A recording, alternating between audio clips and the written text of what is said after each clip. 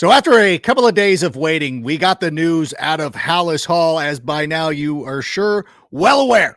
Matt Eberflus is going to return as head coach of the Chicago Bears. Luke Getsy and the majority, if not all of the offensive staff is out.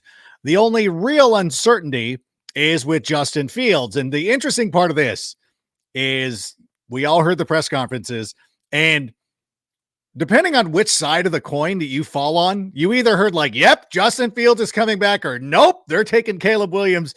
So nobody really knows. Outside of those two guys who are on the podium today, nobody knows quite exactly where the Bears are going to be heading into the 2024 season. But to break it down for us today, we're going to bring on Chase Daniel. But before we do that, Sammy, I got to ask you to start the show. Turn up your volume. Because you're about to listen to The Sick Podcast with Adam Ray. Trying to cut it back. Justin Fields making magic happen. There goes Fields. Touchdown. The sickest Chicago Bears and fantasy football podcast. Sports entertainment like no other. It's gonna be sick. It's Wednesday night. You know what that means. And it's time for Take It to the Rank. Huge show for you tonight with everything that is happening outside there at Hallis Hall. And I do want to let you know that Carmen Vitali will be joining us here at some point this evening. Oh, you know, she's going to be crowing. Her Lions made the playoffs. Her Packers made the playoffs, and our Bears did not. So you know that she is flying high right now. The only thing that could be better is if her Vikings had made it as well. But we'll talk to her in a little bit, give her an opportunity to run some victory laps. But as I said there in the open, the big news is what is going to happen with Justin Fields. Actually, it's more like big speculation. And to help break us down, we have a guy who is a quarterback at the University of Missouri in the 2000s. He was picked up as an undrafted free agent by the Washington football team in 2009. He retired this year after having played quarterback for Washington, the Saints, the Chiefs, the Eagles, the Bears, Lions, and most recently the LA Chargers. He's in his second season with the NFL Network, manning the desk with Michael Yam for the Friday edition of Total Access, which was an absolute great show. One of my favorite shows of the week. And of course, his YouTube series, The Chase Daniel Show, already has millions of views, a lot of subscribers. They're doing a great, he's doing a great job. And his most recent video was a breakdown, a year in review for Justin Fields, where he said, and I quote, Justin Fields is absolutely the guy to lead the Chicago Bears moving forward. So without further ado, let's bring on to the show my friend, our friend, Chase Daniel. Chase, how are you? Hey, good, man. Good. I'm glad I can finally be on your sick podcast, man. The open, Sammy, you did a heck of a job with that open, man. That is awesome. Good job on the cold open, man. And yeah, look, we go way back really to last year when I was on Total Access, or no, it was the Monday night after it was a game show. day. Yeah, it was a game day final on game Monday. Day final. And yes, all these different shows. And you were able to teach me the way. So it was my first studio show. I was still playing with the Chargers during the time, which was an interesting dynamic. We had a good time. So see you in the halls every once in a while at NFL Network. So I appreciate you guys having me on. It's really fun to be here. No, and I really loved it. I loved the game day final. It was a lot of fun. I think one of the things that was most impressive was how well you took to the telestrator, the video board and all that stuff, which is very difficult to do. I think everybody who watches TV is like, I could do that, but it's very difficult, and you made it look so easy. So I was envious of you to not only be, one of the best quarterbacks in the world, you're playing on the professional level.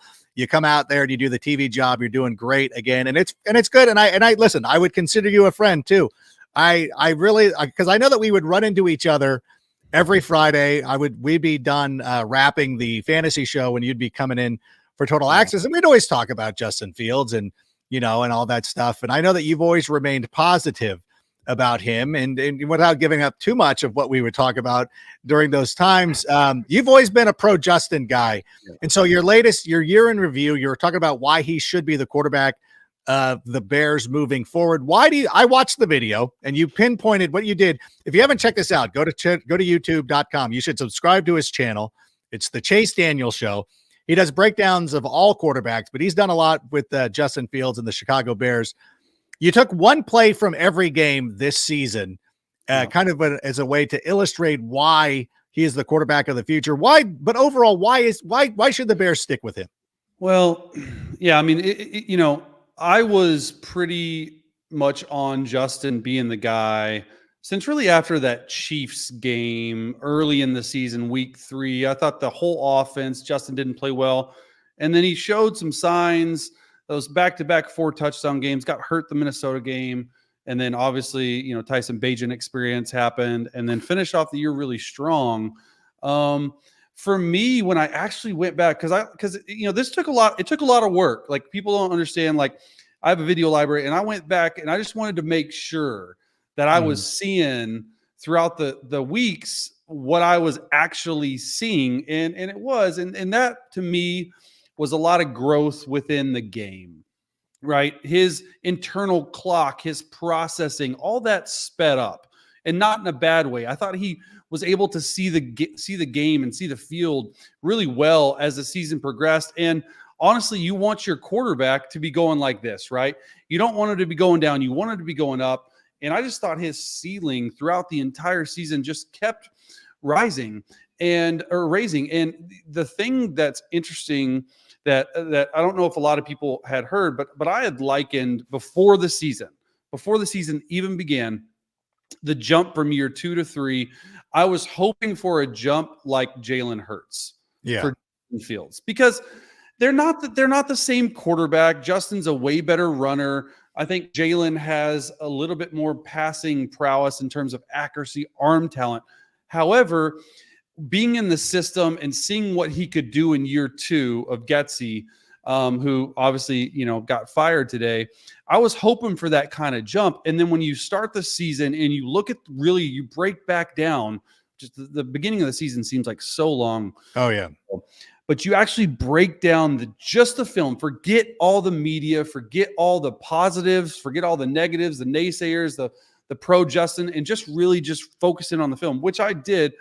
Like, the offense it wasn't good. And because it was an under center play action style offense, which is good, but that is not who Justin Fields is. That's not who he wants to be. He needs to be in the shotgun with a chance to run the ball, give him half field progressions. If you want to do under center play action, that's fine. Keep it to one side of the field. Say, hey, Justin, read 1, 2, take off. And I think he just really progressed within that offense, which I thought Getsy got a lot better as the season went on. Yeah. And obviously the run game started going. The injury didn't help, because I think those back-to-back 4-touchdown games and then the Minnesota game, how it started the first half wasn't great because they were pressuring him a lot. I just thought he showed, probably from the start of the season to the end of the season, I would say he would be the number 1 quarterback in terms of growth throughout the season. Like, I just really think it was a different player. And now I think that's why this decision that Ryan Poles has is not an easy one. And they have to replace the offensive coordinator. That's going to probably tell you a sign of, are they thinking Justin? Are they thinking taking a quarterback at 1? All these things, they're keeping Eber. It's just like little hints at the puzzle, right? Like, it's going to be talking about this until the draft time. And it's just such a fascinating player to me. And I just think that, if you move on from him, that's fine. Like, I want them personally, because I think Justin can be special. I want them to keep him. I don't want him to trade. Okay. What do I think they're going to do? I think they're probably going to take a quarterback. They're probably going to trade Justin. But I've told this to a few people, and I want to say it on here as well. Are you going to be okay in Chicago if week 6 of next year, Justin's not the quarterback and he's quarterbacking the Las Vegas Raiders, the Pittsburgh Steelers, the Atlanta Falcons? Because let's just be crystal clear. The dude has proven he can play and be a top 15 type quarterback. He is going to be starting somewhere, and someone's going to be really happy to have him. Yeah. If he's balling out in, just say, Vegas, and they're 4-2, and he has a ton of pass yards, and they're building the offense around him. He has Devontae Adams. They have Josh Jacobs. They have that other guy. Like, are you as a Chicago fan going to be okay with it when you're babysitting a rookie quarterback and you see the success that he has on a team that has brought everything around to field Justin in? I'm just saying that's what you have to think like, because that's what Ryan Poles is thinking. Is it worth restarting the clock over? And honestly, he has a really tough decision. Yeah, and I know it feels like everybody who's ever played Madden and has a Madden franchise always loves the reset the clock. Like, oh, let's reset the clock. Like it's so simple. Like the quarterback that they're going to draft is going to be automatic, which I don't believe that it's going to be. I liken it to the situation the Chargers were in many years ago. And I know that he was your teammate. No, he wasn't. I don't think you crossed paths with Phillip Rivers. But the Chargers had Drew Brees and LaDainian Tomlinson, and they draft Eli Manning, which of course they flipped for Phillip Rivers. Had they just stuck and I don't know, drafted Larry Fitzgerald, I think they would have been better off. I've talked to LaDainian Tomlinson about this many a time, and he's like, "Ray, quit bringing this up. I don't like that you always like to talk about this topic."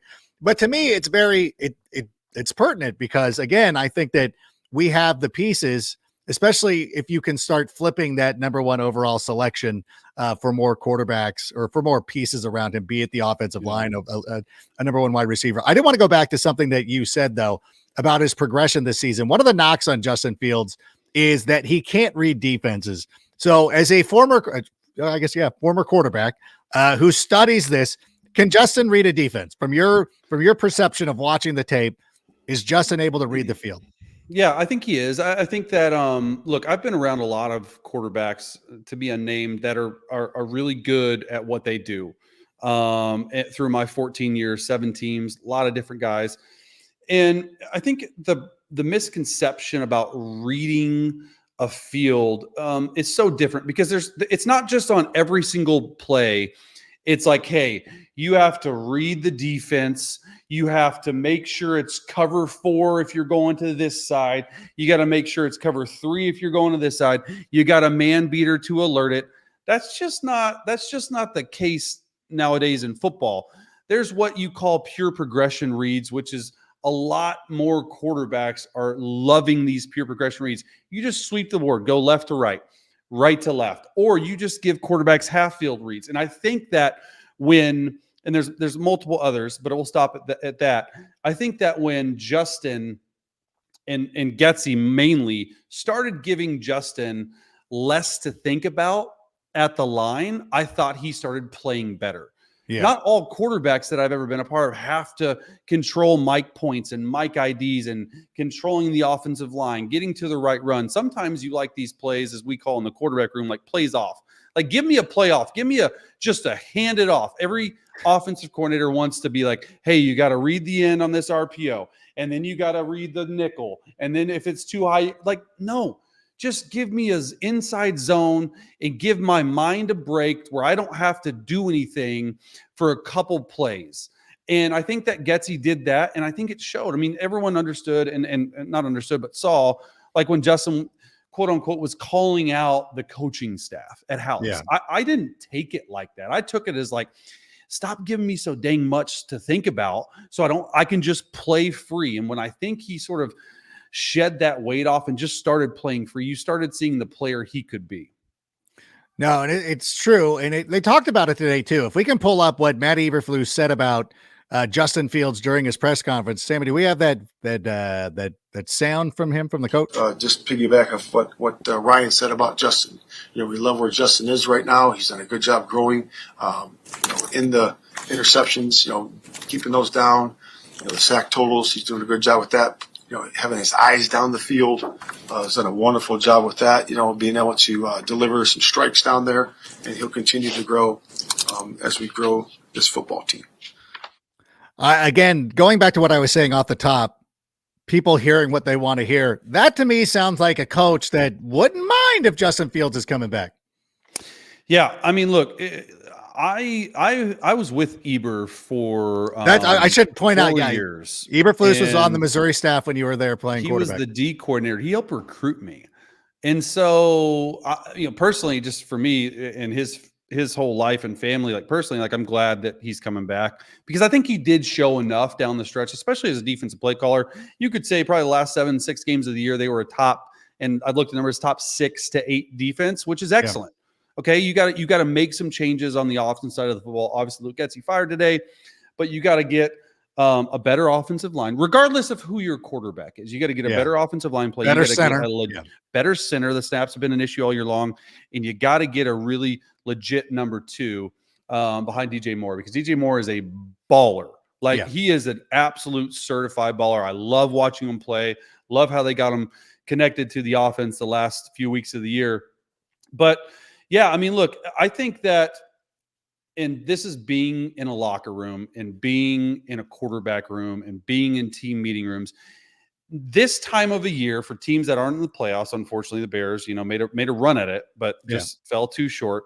From this point on until the Bears are on the clock, I don't know if you can take anything, but with a grain of salt from what Eber says, what Poles says, because it's all a show. It's all a dog and pony show because they don't want to give up what they're going to do. And there's going to be so many reports and leaks and all. And so I just think that what I can like say, like for sure, is the film justifies keeping Justin Fields. Now, Rank, like I know maybe you don't agree on this, but if the Bears were not picking number one, even if they were picking 3, this would not be talked about.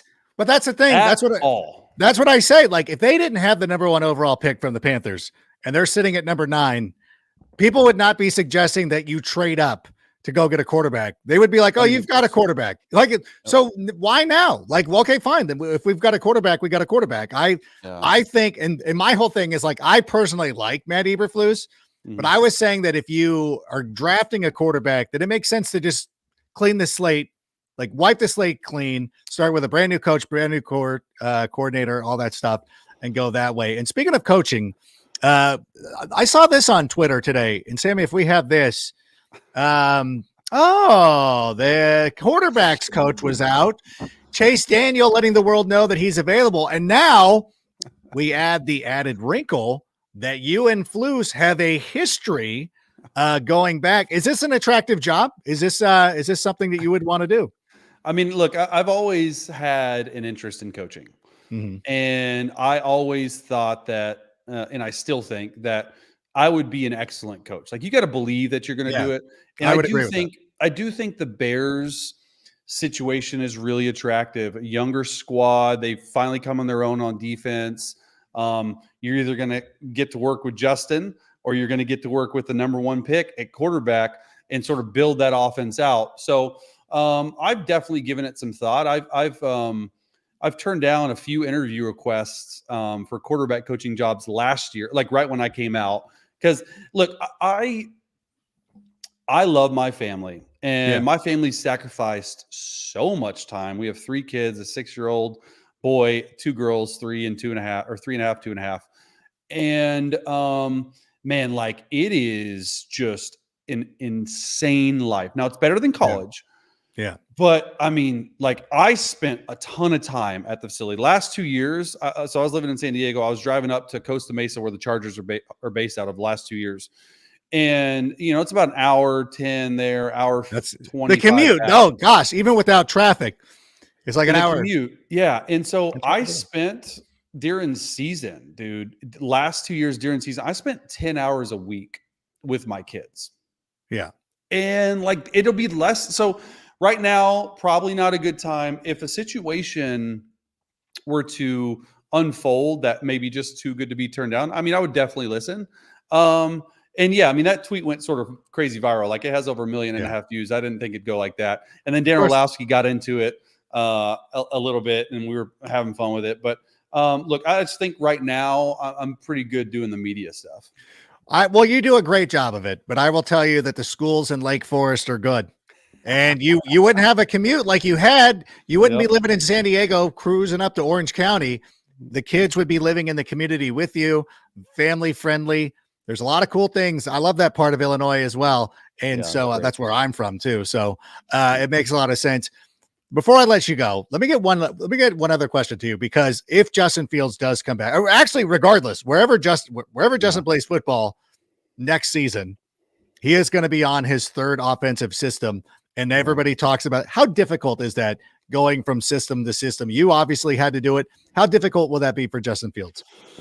I think there's a lot to be said about switching systems, and I think it's all overblown. I think that at the end of the day, we're NFL guys, we're NFL players, and of course we want to be comfortable and we want to be, but I don't think it's going to be that big of an issue. I really don't, because I think whatever system, think about this for a second, whatever system Justin is in, whether it's Chicago or somewhere else, that system, he's shown that he's worthy enough for you to build the system around him.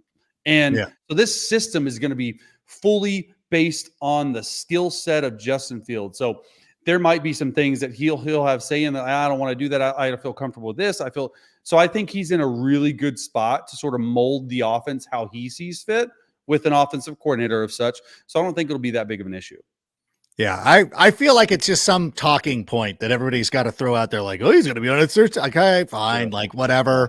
I think the bigger issues, because they always talked about Jay Cutler, like, oh, Jay Cutler played for so many different offensive coordinators, so many different systems. I'm like, well, I was probably trading Greg Olson. That was the biggest detriment. More than any system change, it was trading Greg Olson for no reason at all. I think that's the kind of stuff. And if you put great players around him, these guys are going to be successful. So I guess before I let you go, and I know that you said what you were saying, like what you think you might do is different from what could happen. What would you do? Just bottom line, if you're in charge, you're sitting there, they hire you to be the quarterback's coach. You come in, you see your old buddy, Matt Eberflus. He's like, hey, what should we do at the quarterback position? What's your recommendation? I mean, my recommendation would be to keep Justin. And look, drafting quarterbacks, we don't have to get into it. We don't have enough time. It's such a crapshoot. Like, look at Brock Purdy, Mr. Irrelevant, Brady. Like, I can go on and on about guys you don't get with the first pick. Now, it is a unique position. And I would say because you made, if I'm talking to Ryan Poles, because you made the decision to keep Eber, which I think is the right decision. I can go down. I would say you need to keep Justin. Because if you imagine, like if Eber doesn't get to the playoffs and show really good growth after this year, probably done. Yeah, rightfully so. The clock on coaching is insane. Like, what have you done for me lately? So if you draft a quarterback at 1, okay, and you put an offensive coordinator around him with Eber, and then it doesn't work out, and you fire Eber after year 1, that number 1 pick has been through already 2 head coaches in about a 10-month span and 2 offensive coordinators. So the growth. Stunning the growth on that. I don't know. Depends on the guy, but that's probably the way I'd look at it. Yeah, it's like Connery and the Untouchables. He's like, that's the Chicago way. That's the way they've been doing it. So for me, I was kind of like, well, if you're keeping Eber, I'm going to start calling him Eber instead of Flus because I like the way you do that. Yeah. I feel like once you made the decision to keep Eberflus, and I'm with you, I'm like, you know what? Like, I kind of go, I get it. Like, I understand the defense has been playing well. And by the way, that game against Green Bay the other day, I know that Jordan Love went out there and was NFC offensive player. They still only scored 17 points. 17. Don't act like this team got, like, they gave up 30 or some insane number. Like, the defense still played pretty well. They forced a couple of turnovers, at least one turnover I can think of. I don't know. So I hope that they keep Justin Fields. And I know that you've been a big proponent of him, and it's always nice running into you at the NFL Network. And I really enjoy what you've been doing this season. I thought the Friday edition of Total Access was really good. And so you've been a big addition there. And if it doesn't work out in Chicago, I think we're going to be very happy to have you there in Inglewood for the long-term future. Where else? So how can people follow you on the social media? It's the Chase Daniel Show on YouTube. Where else can we find you? Twitter, I mean, X, whatever. I'm still going to forever call it Twitter. Chase Daniel, Instagram. Look, I think this year was a really cool year for me, just to sort of take a step back, because I've been like nonstop busy, and not only dive into fatherhood, which I'm very thankful to be able to take my kids to school every day and to make peanut butter and jelly sandwiches and to just hang out with them. But I really wanted this year to be like a year, like a tryout year for me. Like, do I love doing the media stuff? Do I love doing the studio stuff? And the answer is yeah. And so I think I've been using my social media stuff with these quarterback breakdowns have been so unique in a way. It's just such a niche market. Like, there's not a lot of people out there doing it, and there's not a lot of 14-year pros doing it. So, and this is crazy, because people are like, well, you're so good at it. I'm like, this is what I have literally done in quarterback meeting rooms my entire life. So now I'm able to not only get reps explaining it, but also show you what we're seeing and what they're talking about in the quarterback meeting room. So my Twitter, my Instagram, all that stuff is mainly this type of stuff. I'm pretty active on Twitter. But yeah, just Twitter, YouTube. I mean, yeah, give me a shout out, give me a like, subscribe, whatever you want. Yeah, we'll just keep growing this thing. We'll keep growing it. Hey, you can open the Chase Daniel Quarterback Academy there in San Diego. It's a hotbed of high school football. That'll get your coaching itch going and continue to do what you do with the NFL Network. And of course, the Chase Daniel Show on YouTube. Well, thank you so much. I'm glad we were able to get you on. You're welcome back as long as you're willing to just echo what I feel. No, I'm just kidding. But I value your opinion. So I'm really glad we were able to make this work. Hope we can do it again here in the near future. And then I guess I'll probably just see you Friday. Yeah, sounds good. Thanks for having me on, man.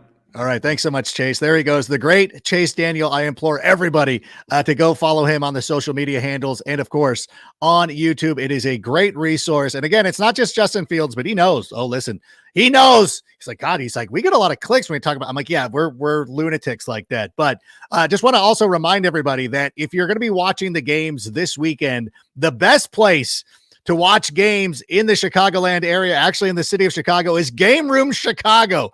It features billiards, shuffleboard, skee ball, pop-a-shot, and so much more. And there's plenty of room to watch your favorite games. You can watch an entire super wild card weekend, all 3 days at Game Room Chicago. And with a menu featuring Michelin-starred chef Mari Katsumura's snack foods, there are beer towers, a weekend Bloody Mary bar, shareable signature cocktails, and so much more. Game Room Chicago is the place to be to watch all the games, and it's warm.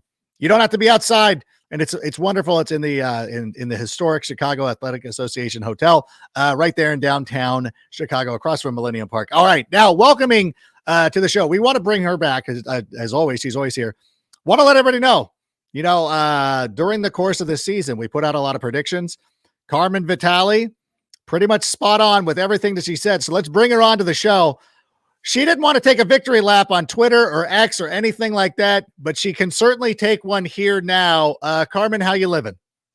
I'm good. It's been really hectic of a week because covering multiple teams that are in the playoffs, the team that's making coaching changes. Oh, a lot.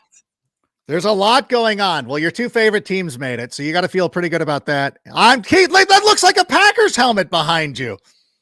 I know it's not. It's a Drake helmet. Also, I have this Chicago Bears vintage piggy bank that was given to me by a friend of mine. It's from, I don't even know when, like the 60s. So I have that. I have Detroit and I have Minnesota. So don't come for me. I've got all my teams. Repping everybody. I was wearing a Matt's t-shirt the other day. So I was repping Minnesota as well recently. So Matt Eberflus is staying, which is what you predicted. By the way, like, I was going through our predictions. You had the Lions winning the division, if I remember this correctly. I had them as a playoff team, but you had them winning the division. You had the Packers I actually was one game off of the Packers. I had them winning 8 games, and Minnesota being where they were. I missed out on the Bears, obviously, because it's what I was doing. But again, you tweeted this out the other day, and I think it's very true. Like, nobody will ever stop to say congratulations or say nice job or, hey, great work with that. And they always just want to point out, like, you got this wrong. Like, hey, check this out. I predicted CJ Stroud should be the number 1 pick. Yeah, but you were the guy who said Cleveland. And so it's so maddening sometimes. So I wanted, before we talk about the Bears, I do want to settle it down for just a second, is that you were spot on with Detroit, continuing their great work. You were there with Jordan Love and the Packers and the Vikings. And I know a lot of the Vikings problems were because of injuries. And of course, with the Bears, about pumping the brakes, but the Bears are exactly where you said they were going to be. So as much fun as I like teasing you about being a Packers fan or whatever, you were absolutely spot on. And that should not be overlooked. And while you will not take a victory lap, I will take a victory lap for you. So for everybody out there, listen, she works. She does this for a living. She's very smart, and this is why you should listen to her most of the time. No, this is why you should listen to her. And this is why we appreciate having you on the show. So thank you so much. Thank you for your patience with me, because I'm a crazy person, but congratulations to you. Not that you need congratulations, but great job. I just want to acknowledge that. No, I mean, I appreciate that. I do. Yeah, No, it's my job though. So this is not by accident necessarily, which is why I said I didn't necessarily want to go on the victory lap. My point in quote tweeting and what I did on social media was just to show that even the most mundane things that we as journalists do get this incredible visceral reaction out of people, and it wears on you sometimes. So it was just a reminder that we can disagree, but we can be respectful about it. I think you and I have done a really good job of that on this show. Yeah. And that can transfer to Twitter. You don't have to jump down people's throats for doing their job. So that was the only point of the tweet I sent out. But the opinions I have aren't just my own either. I mean, this is countless hours of talking to coaches and sources I have in the league, of NFL evaluators. And then, my own experiences with watching guys play in person, and also having this kind of high level view of all four of these teams, which I think helps in being a little bit more objective and comparing and contrasting what teams are doing right and wrong. So that's where this all comes from. And I'm just doing my job, guys. I promise I don't hate your team. I'm just trying to be objective and call it like I see it. That's kind of what I'm trying to do. So I appreciate that. It's unnecessary, but I really do appreciate it, because we don't really get our flowers when we're right. No, it is absolutely necessary. So I wanted to make sure that we pointed that out.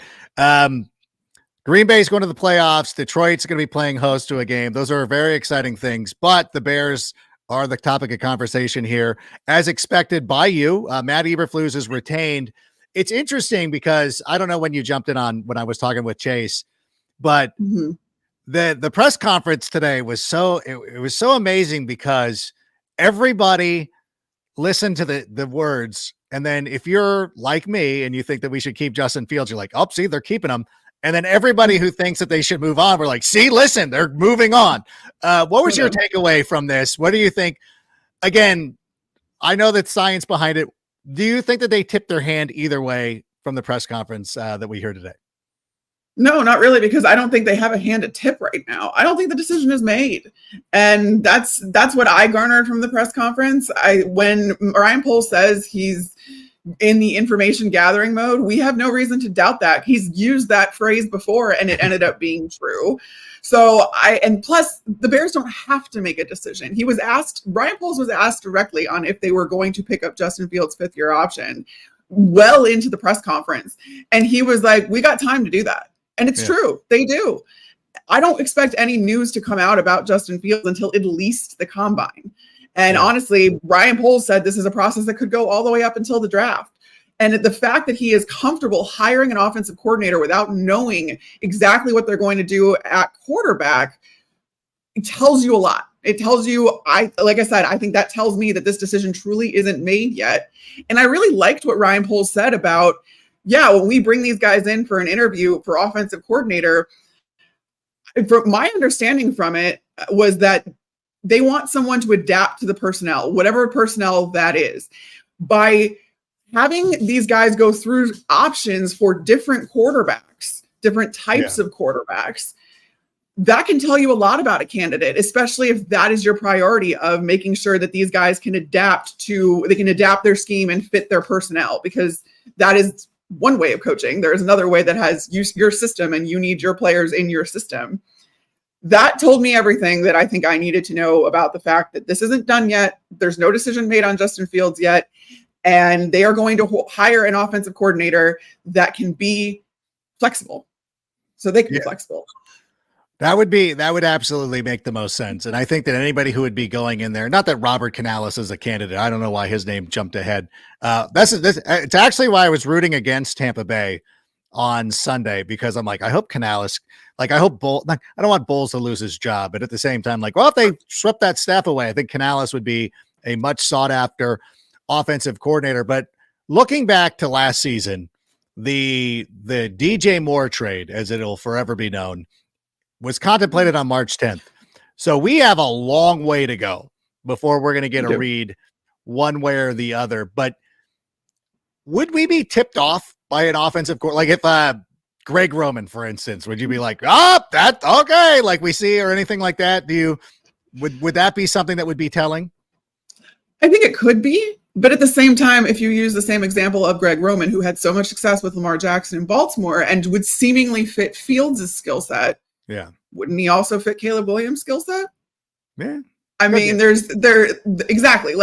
There are still, again, it's about being flexible. I think with the new offensive coordinator that's coming in, it's, can you adapt to whoever we give you, and what plan? I think maybe the plan that they would have for each individual scenario would come into play as to making that decision. Like if they had an overly good plan for developing a young quarterback versus a quarterback that needs to win right now, maybe that sways them a little bit more. But I think that given the fact that Justin Fields and Caleb Williams do have similar skill sets, it might not tip us off as much as we would like. And I really think that they're going to try to remain very mum about what they're going to do with Justin Fields up until they actually make the move. I will tell you, though, based on the interview that we just had, if Chase Daniel ends up being the quarterback coach for the Chicago Bears, I think that would be a very telling sign that they're going to do that. And it's funny because when Chase tweeted that out today, we retweeted it, we had a little bit of fun, and he was, but then when I was putting together the open for the show, and I'm sorry I didn't get back to, I was spending so much time preparing for Chase Daniel, I overlooked you, so I apologize. But I think I figured we're going to be talking about what happened today. I was like, oh my God, I forgot. Like he and Eberflus go back. Like that was his guy at Missouri. That was the defensive coordinator. I'm like, oh, there could be something there. Do you think the Bears would benefit because the guy that they had, Eddie Djokovic or whatever, I feel like if Andrew Janocko, when I see CJ Stroud on the sideline in Houston, he's talking to a former quarterback. A former well-known quarterback. You're like, oh yeah, there's a guy that I recognize from playing football. Should the Bears go that route? Like whoever the quarterback is, I feel, because when Chase did, I'm like, yeah, we need a quarterback. Let be it, and it's not going to be Chase probably. It's not going to be Jay Cutler, but I feel like they need a quarterback, or at least one that I could recognize to be on the sideline. Well, yeah, whether that's in the capacity of quarterbacks coach or offensive coordinator. I think quarterback coach, we've seen, though, a lot of success with former quarterbacks that have become offensive coordinators or even head coaches. I get to watch one every week in Kevin O'Connell. Yeah. And that I attribute so much of the fact that the Vikings stayed afloat once Kirk Cousins went down with the fact that Kevin O'Connell is a former quarterback and was walking these guys through each play, telling them what to check into, telling them what to read, telling them where their hot routes were up until the headset cut off on every play. He was playing live action Madden in these games, and he was able to do so and relate to these guys so immediately because he had played the position. Even in Detroit, you have Dan Campbell's staff, which is made up of a majority of former players. There's no substitute for having a guy that has been in those same trenches as you have, quite literally, being able to relate to your players and teach them that way. We heard Matt Eberflus say that the biggest thing he's looking for in an offensive coordinator, I have to imagine that goes to quarterbacks coach as well, is being a good teacher. So if you have the experience to fall back on and you have the means and the delivery with which to teach it, that would be an ideal situation for any team, and especially the Chicago Bears, who either way are going to be developing their quarterback to some extent. No, for sure. And I don't know. I just like seeing Mark Brunell on the sideline. Like, that makes a lot of sense. And KOC knows what it's like dealing with guys who are not good because he played at San Diego State. So he knows what it's like to be outmanned and still be very successful. He was good. He was a good college kid. He was a good. No, that's not a shot. Love. Listen, I'm an Aztecs guy. It wasn't a shot at San Diego State. It was a little bit of a shot at San Diego State. Not even a little bit. Like listen, when Brady Hoke left for Michigan, I was like, this is such a mistake. I know he's going home to Michigan, but you're never going to have it better than you have at San Diego State because you have an opportunity to be a top of an upper echelon Mountain West team. And nope, he had to go to Michigan and do his thing, and it failed, and he had to come back to San Diego State. Keep that, because after Rocky, was he after Rocky Long, or is Rocky Long the coach now? I don't know. I get confused now. I have kids now, so I kind of get college football sort of falls off. I'm so jealous of the Aztecs because they kept their football team. Cal State Fullerton, my alma mater, did not. And their basketball team's amazing. Like their basketball team was in the Final Four. Like it's crazy. It's such a good school, such a great sports program. And so I'm sure Kevin O'Connell is very proud of that. But speaking of the job, okay, so speaking of offensive coordinator and all this stuff, you do hear people say like, well, I don't think this is a very attractive job. I would push back on anybody that's been tweeting that out today, because for a couple of reasons that you mentioned, and Chase mentioned this as well, regardless of whether this is a short-term thing, I think the NFL is NFL, not for long, the old Jerry Glanville. You're going to be working with either Justin Fields or the number 1 overall pick in the draft. I think this is a very attractive job. Like, I don't think they're going to have any problem finding an offensive coordinator. Do you? No, and according to Matt Eberflus, their phones are blowing up already for these coordinator positions. I don't necessarily think that it's going to be a hard position to fill, but it is kind of a limiting situation where and when I say that, I mean the candidate pool is a little bit limited as to who you can get, not only for the fact that there's not a lot of stability, but there is going to be a compensation aspect to this and the willingness that the McCaskies have to spend money on these positions. And I think that that also went into the decision to retain Matt Eberflus. These guys are staring down a stadium build in the near future. And I think that really makes a difference when it comes to how much money they're willing to spend and commit to a head coach, coordinators, all the way down. And I really think that this job is going to belong to somebody who has something to prove. That can absolutely work out. And you're right, you have the opportunity to work with either a very dynamic playmaker that has a very specific and unique skill set in Justin Fields, or the number 1 pick in the draft, who is a draft that is highly touted as one of the best quarterback classes in years. So there are pros and cons to this position entirely, but I think that you are choosing from a smaller pool of candidates than you would be, say, if the head coach was safe. And if you knew what you were doing at quarterback, and maybe you were willing to spend a little bit more money, there's going to be limitations to your candidate pool. You know, I do believe that the pay is the biggest equation right there. And because I think, like, even Canales last year when he left Seattle, he goes to Tampa Bay, which couldn't have been like an easy situation for him. Like, that, there was nothing stable about that job. You know, like Todd Bowles could have been on the hot seat, or it kind of was on the hot seat, given everything that had happened, and perhaps they were going to hit the reset button at some point. I really wonder, with Kevin Warren there now trying to build a new stadium, if they will start to spend more money in these other areas. We have not seen the tangible evidence that they will, except that Ian Cunningham was an assistant GM who filled a spot that they had never filled before. They just never had it. So maybe they're starting to modernize a little bit. And at some point you're gonna be like, you guys, you're gonna have to pay a little bit of money. Like, you're gonna have to spend a little bit to get somebody.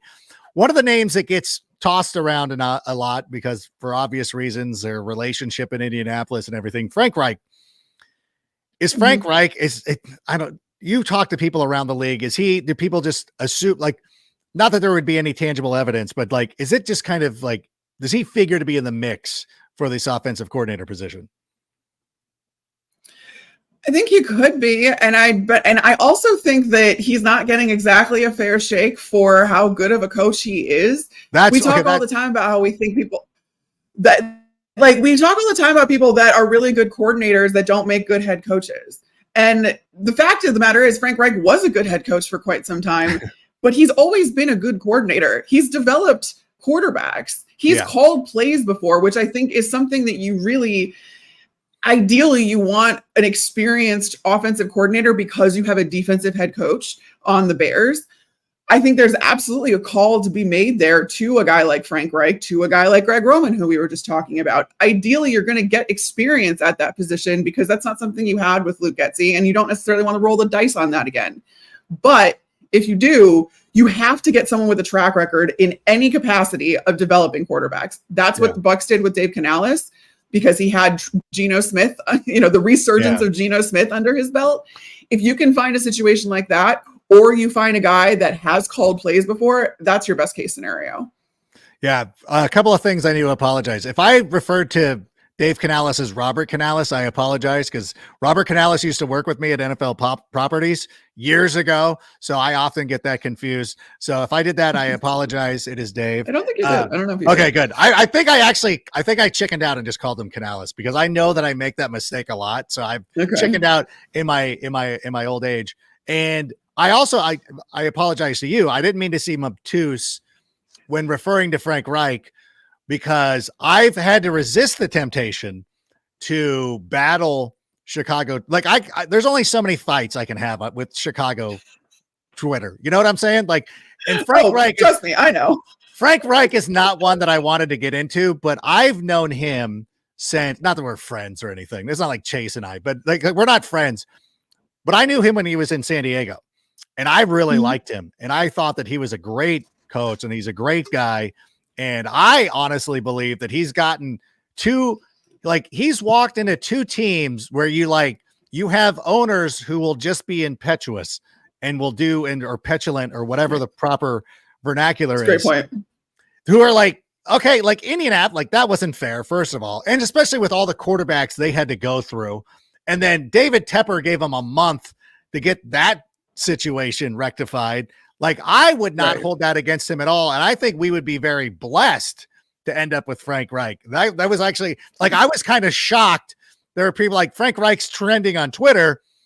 And so I'm like, okay, cool. Like people are probably behind this. Like, hey, and then no, they were going the other. I'm like, you guys, like, sometimes I want to be your friend, everybody, but I can't get down with that. I think the dream scenario for me and thinking of like all this, like with like Jim Caldwell would be the offensive coordinator and Frank Reich, like going back to the point that I was making about having a former quarterback who we saw play football on the sideline as the quarterback's coach. I would love that. And if he's the offensive coordinator, that's fine. Quarterback's coach for me would be even better, but I might be getting too greedy. And again, it comes down to your point about like, are the Bears paying for that? You're like, yeah, no. That's the point. That's the one. That's the unfortunate thing. But so I think that putting to bed everything that happened in week 18. And of course you wanted to end the season knocking off the Packers, keeping them from the playoffs. That didn't happen. Now that you can start stepping away from that, after today's press conference, I felt a little bit better too. I think the Bears, like, even though they didn't match the expectation I put up to them with 12 wins. That's understandable because they were never going to do that. I feel like it was still like not a bad season. Like, I feel like we're still going in the right direction. That was my whole point earlier in the season too, was we need to adjust our expectations for this team. They are in year 2 of a rebuild. And by the end of this season, they are now still right on track, provided that you can make this quarterback decision and make the right one. But defensively, you saw tangible improvement. I don't care if it came against, worse teams. It's hard to win in the NFL. And it's not something the Bears were able to do earlier in the season. So you get the addition of Montez Sweat. Everything kind of like clicks into place and this puzzle seems complete, at least on the defensive side of the ball. And you more than double your win total. There are so few teams in this league that can go from literal worst record. Let's not forget the Bears had a 3-win season last year to going to the playoffs the next year or having 12 wins. That was always why I pushed back on you, was just because it's almost unprecedented. And to have that turnaround isn't realistic. And I do believe that when Matt Eberflus and Ryan Poles took over, they were like, this is a 3-year process. Yeah. And you need to give us that. And I think that was always my reasoning for why I thought Matt Eberflus was going to be back, especially how the defense performed down the stretch.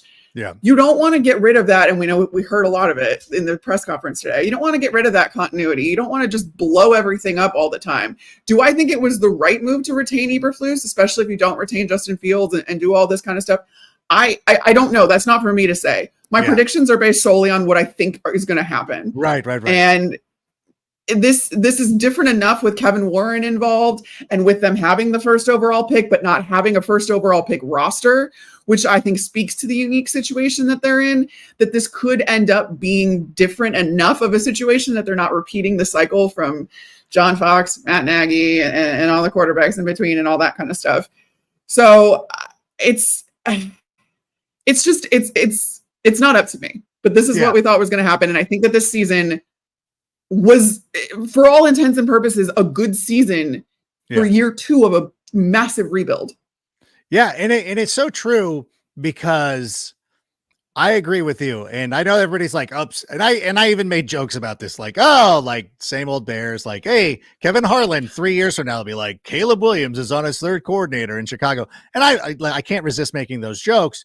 But at the same time, we keep talking about the Bears being the same old organization. They still have the opportunity to buck that trend by not drafting the quarterback. And if Carolina had just won 2 extra games and the Bears were sitting there at number 3 or number 4, we wouldn't even be having a discussion. Nobody would be like, well, the Bears have to trade up. They'd be like, no, just stay where you are, take Marvin Harrison Jr. and be on your way. And even if the Bears didn't have, because if the Bears didn't have the number 1 overall pick, nobody would be suggesting to trade out or trade up for number 1, right? Like that, they would just be like, oh, just pick best available at number 9 and go out. I don't know that no one would be suggesting that. I don't know that no one would be suggesting that. I think that the thing is, have you seen enough out of Justin Fields to be confident in giving him a $40 to $50 million contract? Because that's where we're headed. That's 2 years. I can't say that.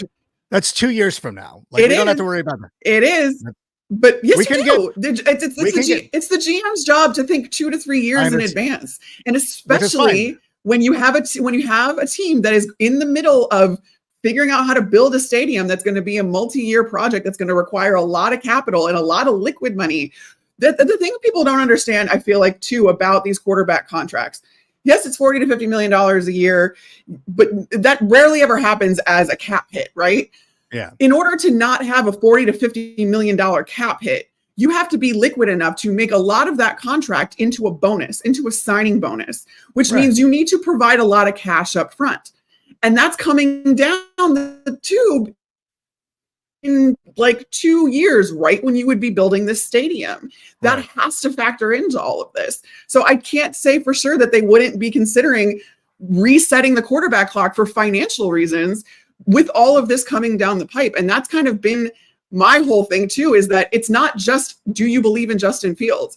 It's, do you believe in Justin Fields enough to risk having to pay him $40 to $50 million when you have all this other money, when you could have a guy that, for all intents and purposes, could be a very similar quarterback, maybe not that much different than who Justin Fields is, hopefully better if you do end up drafting him, and have him on a team-controlled contract for up to 5 years. That's what goes into this decision. And I think that you're right. Maybe we would not be having this conversation as heavily. But if you drafted Caleb Williams and he was great, you would still have to pay him when a stadium was being built. In 5 years. Yes. But you're not risking that necessarily right now, because you don't have to think about that until 5 years from now, or realistically 3 to 4 years from now. It gives you more leeway to make sure that you have the guy before you know that you have to pay him. That's the biggest thing. And this is a really unique situation where it's a really good quarterback class right now. Yeah. And you have a roster that's really good. The Bears have a very good roster. This number 1 overall pick is not entering into a hopeless situation like Bryce Young was in Carolina. He's going to be set up for success. And that's not something the Bears have been able to say when they've had this high of a pick. So it's just a really unique situation. I agree with all that. But if you have Matt Eberflus, who's on basically a 1 year deal to prove it, you go into next season and you're like, okay, well, that didn't work out. Because if the Bears next year falter and they finish with 5 wins or something like that, well, then you're going to fire Eberflus. Right. If you have Justin Fields, you'd be like, well, we're not going to pay you this money or whatever we're going to do. We're going to end up drafting a quarterback. You have to make that decision this year, though.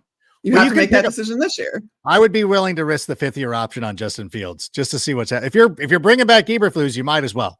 And then if it doesn't work out, then you can draft a quarterback in 2025. There's going to be quarterbacks available in 2025, 2026. And then because you've stockpiled so many picks, because if you trade out of number 1, you will end up in a situation like we are right now, where you have 2 first-round picks next year, maybe 2 first-round picks in 2026. It does give you more leeway, and it does give you more opportunity. I think you'll be able to play with the money, and if you're clever enough, you'll be able to figure this out. I just look at the draft, because I was just going through and just like looking, because like for me, it's Caleb Williams, and if you want to say if Caleb Williams ends up being that great that you have to go with them, that's fine. But when you start talking about the other guys in this class, like Drake May, like I cannot get down with him, because I was just looking through, like, if we look back through the last decade of quarterbacks, the prototypical, quarterback, the prototypical quarterback, you know what I'm saying? Like this year it was Will Levis, who went to the 2nd round. 2 years ago it was Kenny Pickett. Then it was Trevor Lawrence. The only year that it was really good was Burrow and Herbert. But then you got Daniel Jones. There was a Baker Mayfield, Sam Darnold year, Mitch Trubisky, Jared Goff, Carson Wentz, Marcus Mariota, and the year before that was Blake Bortles. These guys will always be available to you. So I say that you've got Justin, and then you just roll with it, and you see what happens. And if it's a disaster next year, we'll probably have 2 first-round picks, and we start over. But at least the head coach will be new, and we're not putting Caleb Williams in a situation where he's playing for a lame duck. Well, there is an option too of not picking up Justin Fields' 5th-year option. And if you do think that Matt Eberflus is entering into a lame duck year, you cannot pick up Justin's option, and then you can absolutely start over in 2025 scot-free. You're just going to risk losing out on. So the way that I heard you and Chase talking about. I heard you and Chase talking about Justin Fields if he goes somewhere and he lights up the league, right? How you risk that if you trade him.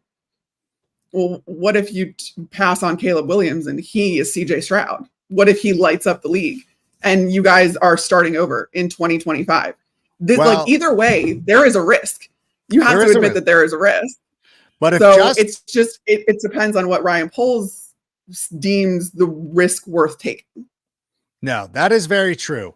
I would say that the only insurance against that, if Caleb Williams went somewhere and lit it up, and Marvin Harrison Jr. is the next Randy Moss, you can be like, well, I mean, we have Marvin Harrison Jr. and we're going to draft a quarterback again. I think as long as you're not missing out on your draft picks, that's what makes the thing with Darnell Wright so good is he played pretty well down the stretch. We passed on Jalen Carter, who's fantastic. Like Jalen Carter's a phenomenal player, but at the same time, Dexter's played really well. The defensive side of the ball we found some guys that play defensively. You know, we missed out on the Chase Claypool thing, but Tyreek Stevenson to me is better than Joey Porter Jr. So, and that's where I really love Ryan Poles is like, he's done a pretty good job of drafting players and outside of the Chase Claypool deal, nothing has really been this is atrocious. Like this is a bad deal. So I think that if we pass up on Caleb, who would go to Washington and he becomes Sonny Jurgensen, if Marvin Harrison Jr. is Randy Moss, I'll be like, that's okay. Like we'll figure it out. We'll find a way. My only pushback on that though, is that the quarterback position is massively more important. And missing out on a quarterback is different than missing out on a wide receiver or whatever. And if you do trust Poles and his evaluation and the way that he can draft players, why wouldn't you put the quarterback position in his hands to draft a new one? And that to me, I think it's a bigger deal to miss out on Caleb Williams than if Justin Fields, because also there's a scenario where they do trade Justin. Justin ends up being good, but you take Caleb Williams and he also is good. And in that case, you can feel good about it. You can feel good about everything. Or vice versa, if you do keep Justin Fields and he ends up lighting up the league this year because it finally clicks for him, and then you miss Caleb Williams and he goes up, sure, that can work too. But you're taking a risk either way, and you just have to figure out what risk in the long term, what risk mitigates the damage in the long term, and like what's the less risky situation in the long term. And that is up for Ryan Poles' whatever his priorities are.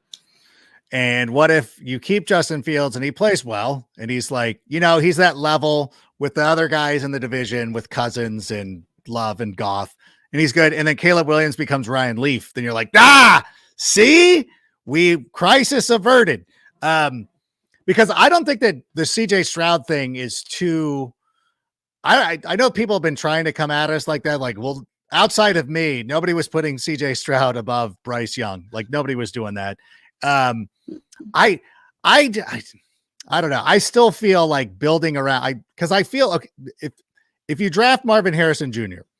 and it doesn't work out for Justin Fields and Eberflus loses his job, well, then the next quarterback that's coming in as a rookie is coming into a situation where he has DJ Moore and Marvin Harrison Jr., and that guy's going to hit the ground running.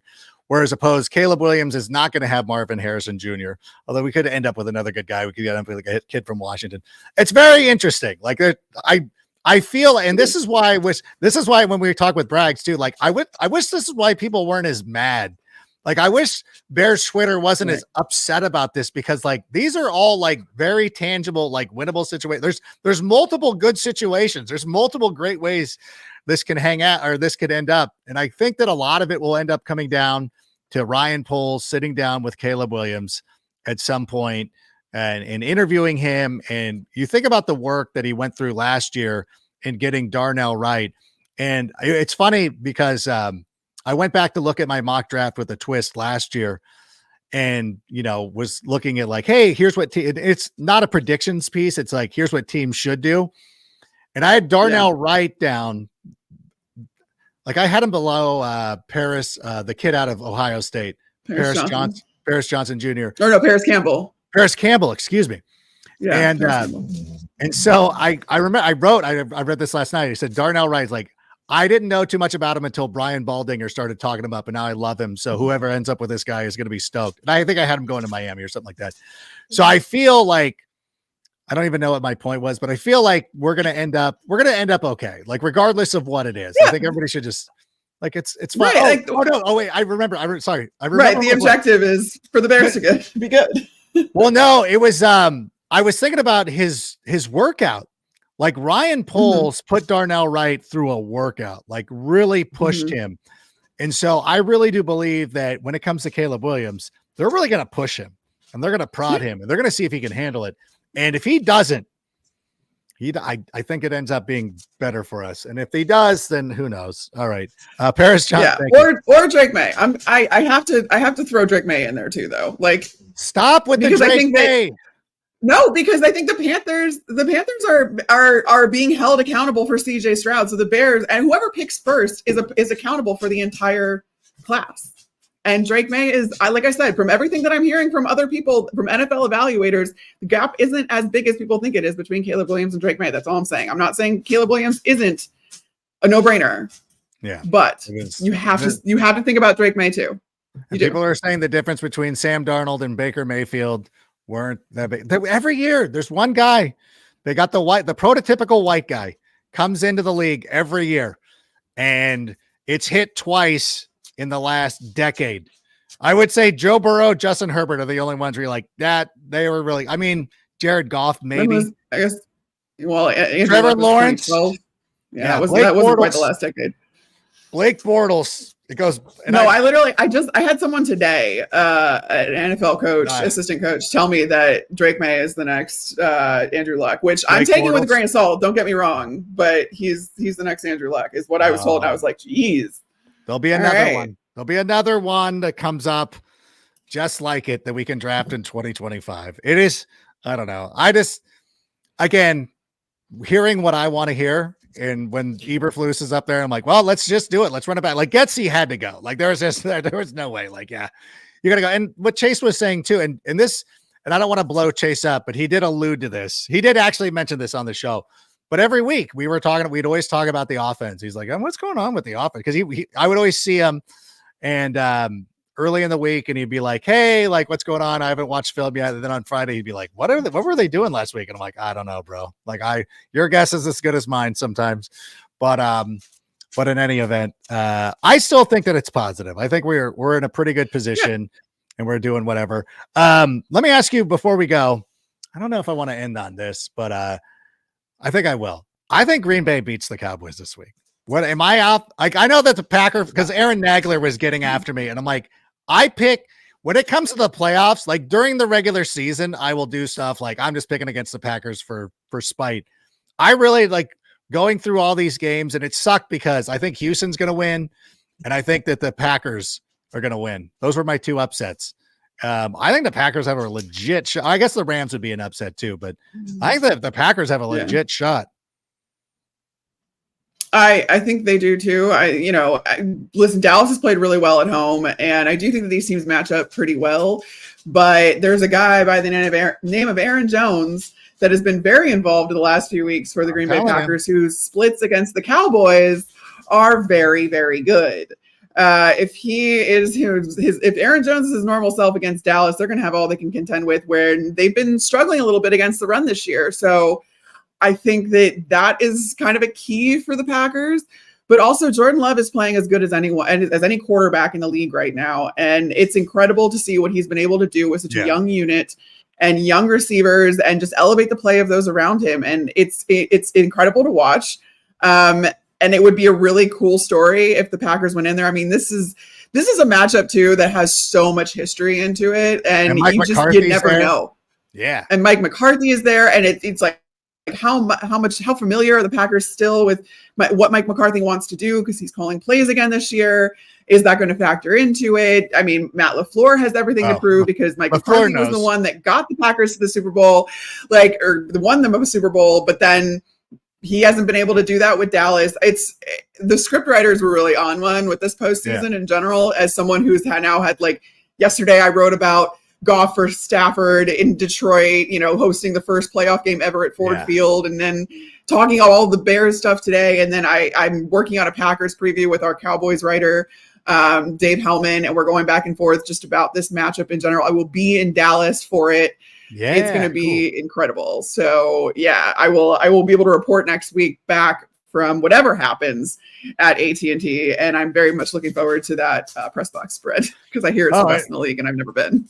It's amazing. It is really good. I will either be crowing about being the only one who picked the Packers from our media group, or else we'll be laughing. I saw Packers picked it up. Packers Twitter picked that up, that you were picking the Packers. Oh, they did? I got to go, because I'm going to go do a little meme with it. So, I know. Like, I felt bad for them. I'm like, because they're going to want to do that. Because, like, they're going to be, I really put them in a bind, because they want to be like, see, nobody believes it. Oh, the worst person. It's the worst person that actually makes a good point. It's that onion. Makes a good point. Yeah, exactly. You're like, when you agree with the worst person in the world. Because some of those guys, because as much as David Njoku doesn't like me, I'm pretty sure the Packers don't. I know they don't like me. And it's like Aaron Jones, I like Adam Driver. I hate Kylo Ren. And I'm sure that I would like Aaron Jones, the human being. But as a character on the Fox television show I watched last week, I hate him. But he's good. He's a good player. And so he's a great player, and he's a great leader. He's a great player. That's a very good player. He's a great player. The sombrero plays, like, okay, that's all fine. But listen, I want to thank you for being here. Thanks for waiting around. I know you were backstage while we went a little long with Chase. That was Chase Daniel's fault. He just kept talking. I'm like, hey, 10 minutes. I'm glad I said, like, we might go 20. And he's going. And I'm like, dude, this guy won't stop. I'm like, I do the same thing. Oh, wait, hold on. We might have questions. Oh my God, two comments. Right. Sammy is getting upset at me. All right, Sammy, what do we got? It's Kerry Franklin, of course. Great point, Carmen, regarding the flexibility of the OC. Thanks, nice Kerry. Job on your predictions. Next year, Adam will be right with the Bears winning 12 games. You know what? I'm gonna temper it down. I hope that's 10. true. I'm gonna temper it down to 10, Kerry. Oh, okay. No, I won't. Okay. Of course, I'm going 12 wins. I was saying maybe we can meet in the middle at 10. Who knows? Maybe. It's funny because looking at the games again, or looking at the, we already know the opponents, and I'm like, there's 1, 2, I'm like 12. Yeah, I got it. Again, but I always start with a baseline of like, we'll split with the opponents, which would be an upgrade from actually we should have split with our opponents this year. We should have been 3-3 based on, we should have swept Detroit because we had a 98% win percentage with 4 minutes left to go in the game. That's where I don't take a total loss on the Bears, because it would have been 10 wins, not 12. But I'm like, 3 games where they had a 90% chance of closing it out, and you went 0-3? Unbelievable. But good job. All right. Listen, we gave her flowers, and she deserves it. How about one more comment? I appreciate that. Dean, Carmen Lisa. She does not. She doesn't care one way or the other. Carmen is a journalist. Right. That's the point. Who's reporting. I am a journalist. I will tell you this, Carmen, is and I know this is because, like, you've often said, like, you talk to people around the league. When we talk to fans and people who have a rooting interest for the Bears, it's like, keep Justin Fields. When you talk to people who build franchises, and whether it's Cynthia Freeland, Daniel Jeremiah, or other people, because I got to name the obvious ones, but even other people who don't necessarily work at the NFL Network, who I've talked to, they always say the same thing as you, like, reset the quarterback clock. And I'm like, bleep the clock. Let's go with the human beings. But that's just me. But again, But yeah, I have no rooting interest. This is my informed opinion about what they are going to do. That's always been my thing. This is what I think they're going to do. This is what I think they should do based on who I'm talking to around the league. It's never just my sole opinion. It's always an amalgamation of opinions of things that I'm hearing, people that I talk to, all of that. Yeah. And when you sit there and you have these conversations, you go to games. I was at the Bears game with you at SoFi, and I've been to a couple of games at SoFi. Like, you will talk to people and they'll be like, oh, this is what I should do. Actually, it's funny how many people come up to me and ask me what's going on. I'm like, I'm the wrong person to ask. I legit, my sources are out. I got one Chicago source, but it's usually outside of it. And I'm also sort of a fanboy. So don't always take my word for it. Although I will put that out there. And there was one of Nagler's followers was like, oh, Rank's just super serious about all of his stuff. I'm like, you could not be further from the truth. Like, you think, like, I must do a great job of convincing people. It's like when people thought Colbert was so, conservative when he was doing that show on Comedy Central. Right. Like, he was an actual Republican. Obviously I'm a Bears fan and I'm doing it, but I'm like, I'm not super serious about a lot of this stuff. I take it with a grain of salt. I'm having a good time. I do want the Bears to be successful, and I'm rooting for the Bears, and I love Justin Fields, but I know that I'm also an idiot. So I get it. Like, I'm well aware. I'm very aware of who I am. So Nagler's fan. But in any event, listen, thank you so much for coming on with us once again. It's going to be a great weekend of football. We appreciate you being here. Congratulations. You're right. I was wrong. You're very smart. I'm a dope. We get that. But want to thank you for being here. We'll look forward to you being in Dallas this weekend and want to hear all about it. We want to hear all about the great food. Don't go to Whataburger because it sucks. And I don't like Whataburger. Oh, it's so overrated. I don't get it. Oh, you live in California. Sorry. You got In-N-Out. You don't need to do that. So you're all good. But have a great weekend. We'll see you soon. And for Chase, for Carmen, I'm Adam. Bear down. And Sammy, go ahead and play us out.